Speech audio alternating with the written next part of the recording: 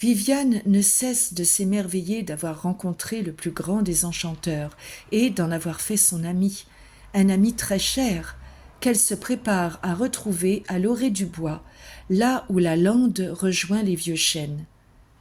Devant le miroir, elle mêle des fils argentés à ses cheveux, noue des roses en couronne autour de son front, accroche des larmes de perles à ses oreilles. Les robes s'entassent sur son lit, rejetées les unes après les autres. Viviane arrête enfin son choix sur une longue tunique de soie italienne brodée de branches de saule qui dénude ses épaules, glisse sur ses hanches et s'épanouit en corolle autour de ses jambes. Elle s'élance dans les sombres escaliers du château, traverse en hâte les cours, pourvu que personne ne la retienne, ne lui pose de questions. L'enchanteur l'attend, et le temps avec lui passe si vite qu'il ne faut pas en gaspiller une seule seconde.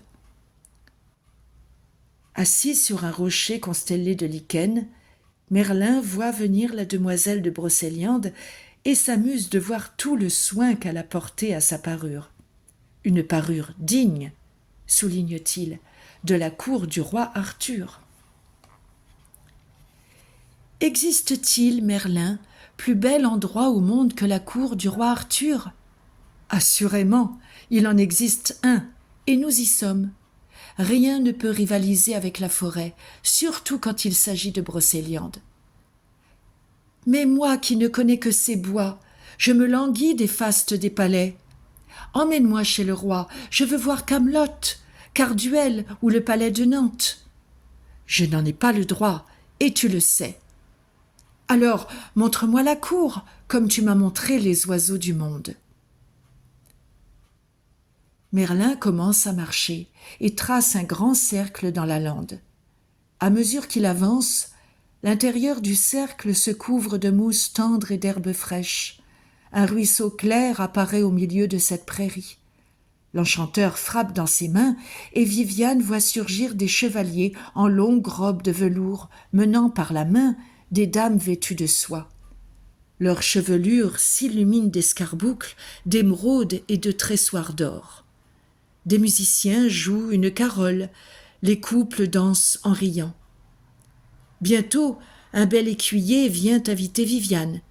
Sur la table du banquet, masse-pain, terrine parfumée d'épices, fruits confits, blancs mangés et sorbets au citron voisinent avec des aiguillères de cristal emplies de liqueurs blondes ou pourpres et des flacons de vin rubis.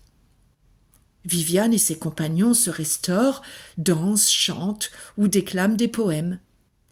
Merlin attend, seul, au bord de la prairie. Aux premières vapeurs du crépuscule, tout s'évanouit. Viviane regrette déjà son premier bal et demeure fascinée par le génie de Merlin. L'enchanteur, lui, se dirige vers le grand chemin qui conduit hors de la forêt. La jeune fille se précipite derrière lui. « Merlin, je veux moi aussi connaître les secrets du monde. Je veux que la magie m'obéisse. Merlin, quand reviendras-tu » Devant tant d'insistance, Merlin se tourne vers Viviane et, sans prononcer une parole, l'entraîne par la main dans une clairière envahie de blocs de granit. Là, images, sons et mots se bousculent dans l'esprit de la jeune fille. Elle voit un ruisseau, entend une cascade, aperçoit l'ombre d'un saumon qui glisse dans le courant. Merlin lui lâche la main et lentement s'éloigne. Les yeux fermés, la jeune fille s'enfonce dans un songe d'eau et d'algues, de fontaines et de vagues.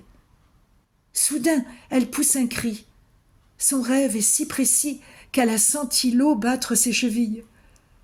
Lorsqu'elle ouvre les yeux, un ruisseau inconnu court en effet entre les rochers et baigne ses pieds. Merlin s'incline devant elle. Aucune de mes élèves n'est parvenue à susciter si vite un tel prodige. Quand je t'ai aperçue à la fontaine, j'ai su que dormait en toi une fée qui allait m'éblouir. Ce temps est arrivé. Chaque fois que mon chemin me conduira vers toi, je t'apprendrai un peu de mes enchantements. En mon absence, Exerce-toi à découvrir les secrets du monde. Pense à son mystère comme tu as pensé à cette eau. Apprends aussi des choses simples et utiles, les vertus des plantes, les soins à donner aux hommes et aux animaux. Ne néglige pas pour autant le latin, le grec et le gallois, ainsi que la langue des habitants de l'Irlande, l'île de toutes les merveilles. Et n'oublie pas la musique. Avec une simple harpe, tu peux enchanter le monde. À présent, Viviane court dans la nuit. Elle pense à la lumière, et la lumière éclaire son chemin. Elle pense aux étoiles, et la voûte céleste se parsème d'argent. Lorsqu'elle arrive à Compère, son père l'attend, inquiet et furieux. Mais la jeune fille est si rayonnante qu'il n'ose laisser éclater sa colère. Il croit voir revivre en elle son épouse bien-aimée. Il se contente de pousser un soupir attendri et pénètre dans la grande salle du Château Rouge. Le lendemain, on annonce en Brocéliande l'arrivée d'une très noble dame. Elle vient s'installer sur des terres que Dionas avait offertes au roi Arthur lors de son couronnement. Viviane entend distraitement ce qui se dit dans les couloirs et les cuisines. La mystérieuse inconnue serait la sœur du roi Arthur, Morgane de Cornouailles. On murmure qu'elle est une redoutable magicienne et que ce n'est pas sans raison qu'on l'appelle la fée Morgane. Parfois, les arguments se font plus précis. Elle a suivi les enseignements de Merlin, qui l'aime profondément et veille sur elle. Elle est la seule à qui il ait jamais révélé ses secrets. Une vague de colère submerge Viviane. Déjà, elle hait farouchement Morgane. Derrière ses paupières closes prend forme un visage au teint très blanc encadré d'une lourde chevelure noire. Des yeux bleus sombres la fixent. Elle entend un rire méprisant. Une voix grave et musicale se moque d'elle et de ses prétentions. Viviane rouvre les yeux. Dionas la contemple avec effroi. « D'où reviens-tu donc, ma fille, avec un si pauvre visage ?»« Du domaine de Morgane, mon père, où pour la première fois j'ai connu la peur. »